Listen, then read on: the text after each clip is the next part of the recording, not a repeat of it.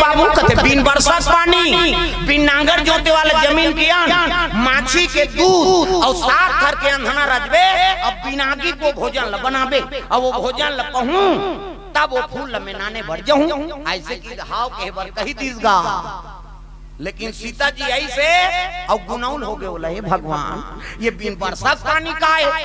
हो सकते दही कोई बाटा साटल में मिला तो आप तो गंगा जल किराना दुकान में मिल जाती है नहीं। प्रेम से बोल दुर्गा मैया की बिन नांगर जोते वाले जमीन की हाँ माछी के दूध ही कराए था नटक जाए ये माछी कैसे दूबो हम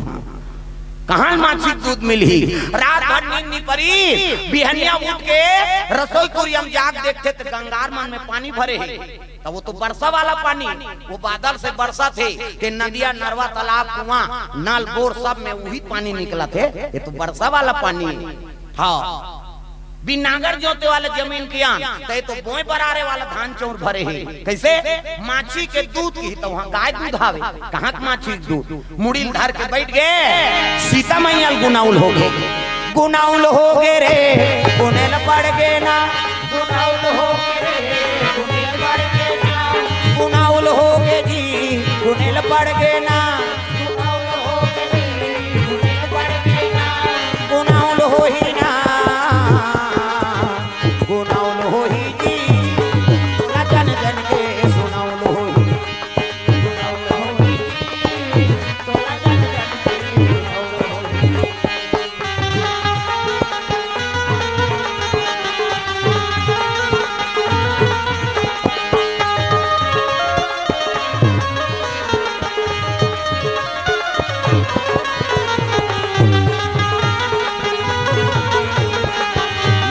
बनाला गवा डारे खेल में लइका बनाला गवा डारे खेल में जवानी जरगे जी काम के डबका तेल में लइका बनाला गवा डारे खेल में जवानी जरगे जी काम के डब्बा तेल में औ खटिया परे कहत रबे ददर ददर हाय गुनाउल हो ही ना तोला जन जन के सुनाउल हो ही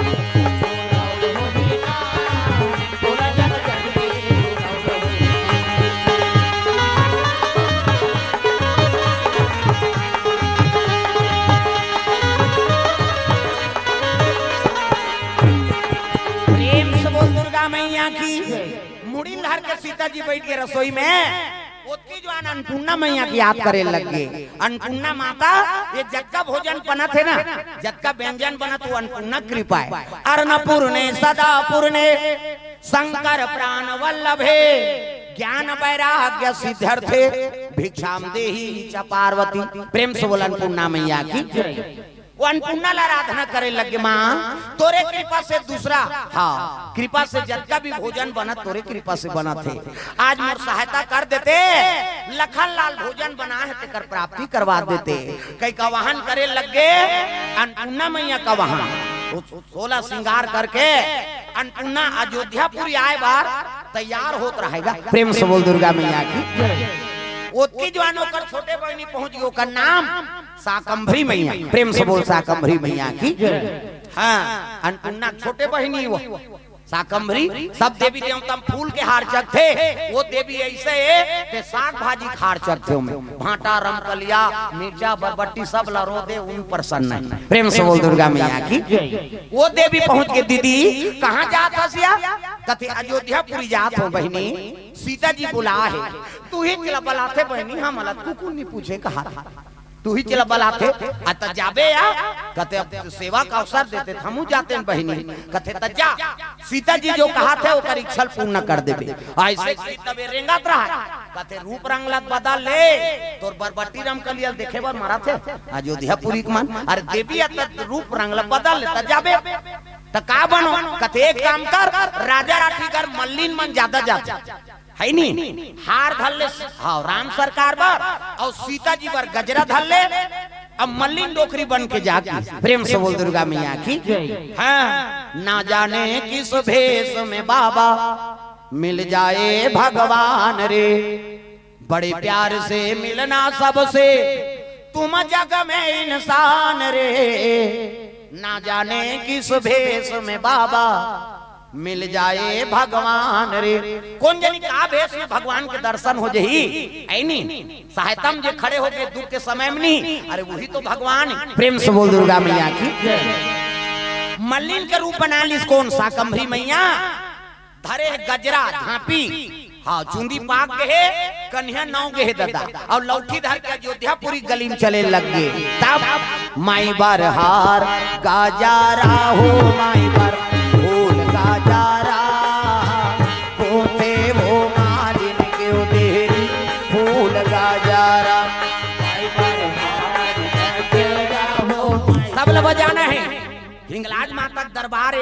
है नी, ओकरे कृपा से अतका बड़ मंच सजे है दाई दादा हो। तो हाथ ऊपर जोरदार, वो माता के सेवा सब ल करना है, प्रसन्न हो जाए माता जी, आशीर्वाद प्रदान करे। नवरात्रि लगैया है 9 तारीख। माई बार हार गाजारा हो, माई बार फूल गाजारा होते वो मालिन के उडेरी फूल गाजारा।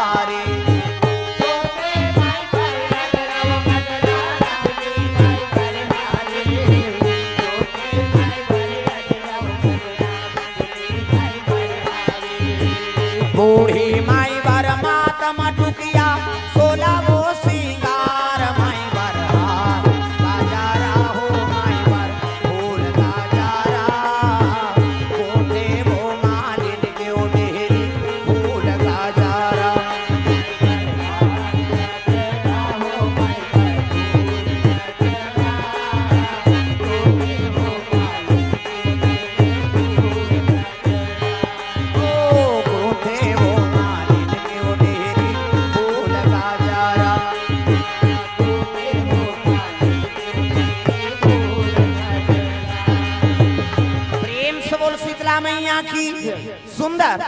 गजरा धर के हार धर के राम सरकार बा, शाकंभरी मैया मल्लिन के रूप धारण करे है और चले लगेगा। प्रेम से बोल दुर्गा मैया की। द्वारपाल मन खड़े है अयोध्यापुरी में, टोपी लगाए खाकी पहन और भालल कटमट कर दे ऐसे काबर, अंदर से कोई बाहर ना जा सके, बाहर से कोई अंदर बिना डर, और जबरदस्ती जावे ता गेट आउट का बहुत ही पोटल भसका, ये थोड़े राजा राठी घर इसने चल देवे। प्रेम से बोल दुर्गा मैया की। 6 लाख थे दादा, और मातल देखिन ना तत भालल टार दिन प्रणाम मां कथे खुशी रा बेटा, कहां जात हस हो कथे राम सरकार बार हार लेगा तो बेटा, कथे ले ले जा दई। सीता जी कब छम पहुंची तो सीता जी मन हाथ कुम्हलाए, ऐनी चिंता है मन में कैसे भोजन बनाऊं। सीता हाँ ये बेटी तोर बार गजरा नाने हो, राम सरकार बार हार नाने हो, तब मन हम दास से काला श्रृंगार करे ले गई उकर रात दे की हिजगा, ऐनी कहे लगे बेटी तोला का चीज के चिंता हो गए वो। प्रेम से बोल दुर्गा मैया की। दुनिया भर के दुख ला तू मन हरा था, बड़े बड़े संकट में तू मन हरत हो कैसे, और काकर बर ते चिंता करत था तेला बता कथे का बताऊं दाई मैं एक सपना सपना है का सपना सोना रूख रूख के खांदी बेल के पत्ता मूंगा खार और ऊपर में फूल फूल है कहर कहर महार महार वो फूल मंगवा देते हो कह के लखन लाल लके हूं आता जहिया कथे जही लेकिन भोजन बनाल के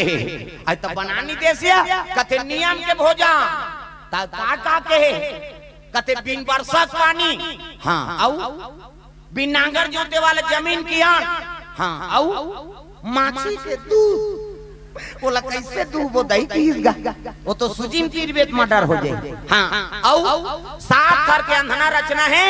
अब बिनागी को भोजन बनाना है ऐसे किसनी ता शाकंभरी मैया कहल लगे बस ऐसे की दिस अब बस की तो सीता मैया कथे आई बस का थत्ते में जान था दई हम रात भर नहीं सोते न ते बस का था कथे ए चुंदी फोकट में पाके है बेटी प्रेम से बोल दुर्गा मैया की तागा मामा दई दई देते मोर दई बने बजान वो सबोल तो मामा दई बने बन अभी नहीं बनबे भविष्य में बन तोर बेटी रही ओकर बेटी रही तो मामा दई नहीं कही तागा मामा दई देते मोर दई तोला खावा हूँ दूध मलाइयो भजले राम सिया राम सिया राम ओ भजले राम सिया राम सिया राम प्रेम से बोल दुर्गा मैया की ये बात है कहल लगे बेटी ये चुंदी फोकट नहीं पाके आज तो जानता तो बता न दई कहल लगे बेटी बिन बरसात पानी नहीं हो तो काय हरे दई कते शीत बरसते ते बिन बरसात पानी सावन भादो में वर्षा थे ना वो वर्षा के और ठंडा दिन में शीत बरसते बेटी प्रेम से बोल दुर्गा मैया की वही बिन बरसात पानी आई तो दिन मान कहां पाबो कते आज भर कैंसिल कर दे लखन लाल के जवई तो कैसे करूं कथे नावा कपड़ा ना और तोर अटारी भल तो पवा दे और रात के शीत बरसी तो कपड़ा गीला हो जाई और गीला होई तान निचोड़ के राख लेबे वही बिन बरसात पानी कहे लग रे तू थो कथे काय जाओ नावा कपड़ा नानो और पूरा अटारी तोप दे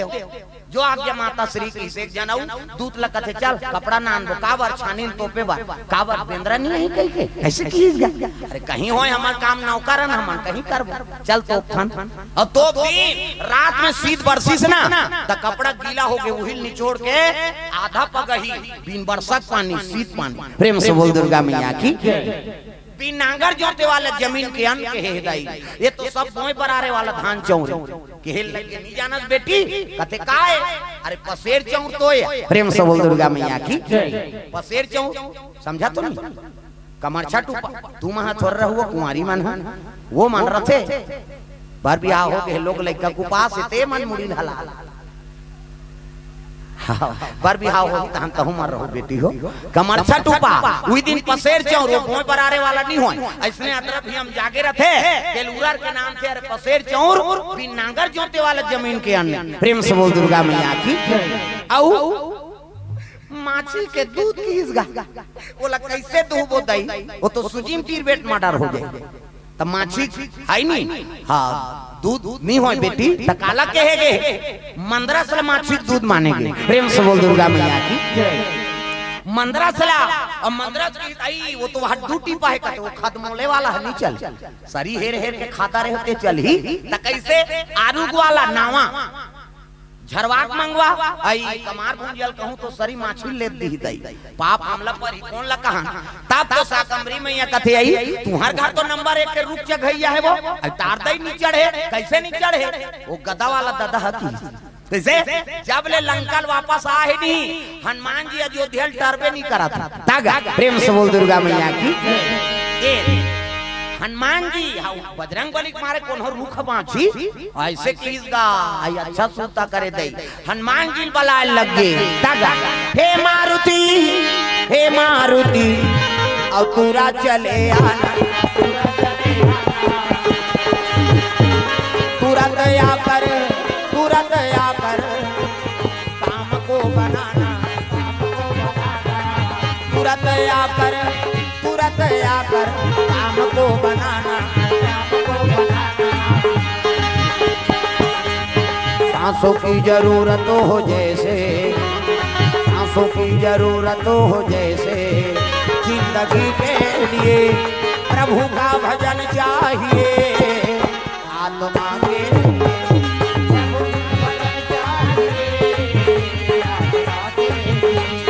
सांसों की जरूरत हो जैसे सांसों की जरूरत हो जैसे जिंदगी के लिए प्रभु का भजन चाहिए आत्मा के लिए प्रभु का भजन चाहिए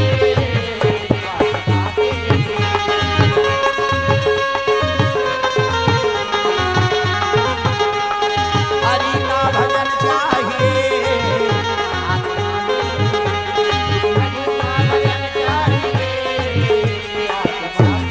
प्रेम से बोल दुर्गा मैया की सुंदर हनुमान जी महाराज प्रकट हो के प्रणाम मां जय हो पवन देव थोरकन हवान देव खाल है नी प्रणाम कर इसका बात है कथे एक काम कर हनुमान जी जब मंदरस ले आबे कथे वो तो दूधी टिपा है वो कथे नहीं चले वो खदमोले वाला नावा वाला नान बेजा कथे ले ठीक है नी धरिस गदा उड़े लगे हनुमान जी गर गर गर गर प्रेम से बोल दुर्गा मैया की सात सतार के मंदरस माछी बैठे है वहु देवी है भामड़ी देवी प्रेम से बोल दुर्गा मैया की अब बस्तर के रक्षा करे अंग्रेज मन से भामड़ी देवी और दंतेश्वरी प्रेम से बोल दंतेश्वरी मैया की हाँ प्रवीण चंद भंजदेव राजा रही से ना तो अंग्रेज मन जब आक्रमण करीन तब हाँ तो गोला बंदूक लेकर पहुंचीनगा और बस्तर के राजा वाला धनुष बाण वाला है वो तो गोली मार दे उड़ा दे राजा के लगे माँ ये बस्तर के मन सब ल मार दी उकर कर तोप है बंदूक है गोला है कैसे करो दया कर देते तब भामड़ी देवी प्रकट हो गए बेटा फिकर मत कर एक को जन गोली चला नहीं सके रे अब हमार उमरीस कथा तो हाँ ललिया के अंग्रेज मना पी जाता है कति नहीं पी रही वो तागी अंगर सही चाप थे वो अब के ठाल बंदूक में टिप देते हैं मछली टिपे सकते अंग्रेज मन बस्तर में आक्रमण करना बंद कर दी वापस लौट के दादा तो भामड़ी देवी हाँ वो रक्षा करे हमारे भारत की प्रेम से बोल भामड़ी मैया की सात सतार के मंदरस माछी जाके हनुमान जी बैठ के प्रणाम करिस प्रणाम माँ कथे का बरा है कथे मंदरस बरा हो और सीता जी माता भेजे आज तक कहीं डब्बा में अपन आने हसदा अब नी नाने हम कामे ले ले पसार में ले घूम गदल चपक दी और पसार लैसे करिस नान मुन पसार थोड़े जी अलवा जलवा जोगी डबरी है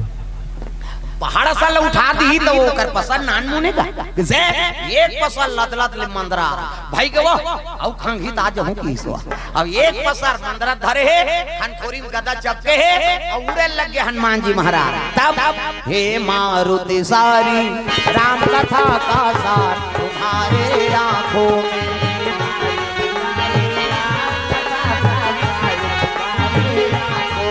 हे मारुति सारी राम कथा का सार तुम्हारे आंखों में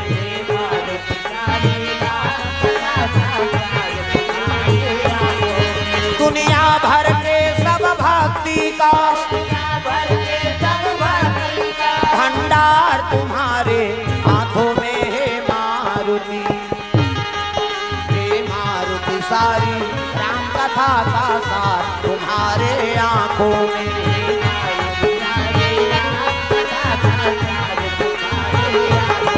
जय जय बजरंग बली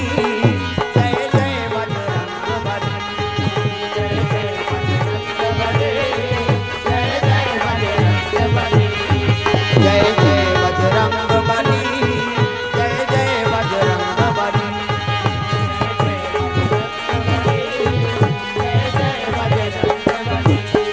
प्रेम से बोल भोलेनाथ भगवान की हनुमान जी आके मंदरस लेके प्रेम से बोल गुरुदेव भगवान की ए ले मां मंदरस कैसे बिन नांगर जोते वाले जमीन कियान हाँ बिन बरसात पानी कैसे माछी के दूध सादा गैया गोरा लौंग इलायची काजू किशमिश शक्कर डाल दी साफ करके अंधना मढ़ा के ऊपर में मढ़ा दे और बैठे बिनागी करान है कैसे अब 1 घंटा बीते तो हम जाग छिए वो तो अंधना नहीं आए ये कैसे चूरी दही गरम नहीं होती कहे लगे बेटी कैसे करता कते बिनागी के रांधेल कहे हाँ माँ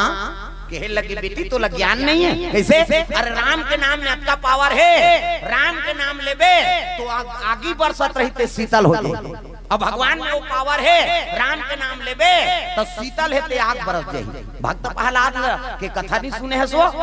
कैसे आगी में बैठ के राम के नाम जब दी, हाँ होलिका माता जल के राख हो गए और भक्त प्रहलाद ला ठंडा लागत रहा। प्रेम से बोल दुर्गा मैया की। तो राम के नाम में पावर है बेटी, सबसे बड़ा राम का नाम। राम के नाम ला ले है नहीं, अब देखबे वो भोजन कैसे नहीं बनी। तब तो माला धरली राम के नाम जाप करे लग गए और जैसे माला जाप करीस नहीं, हाँ वो भोजन बने शुरू हो गए डबके के। तब कुम्हारी राम के नाम से बिलई पीला बांध हड़िया रचरित का कुम्हारी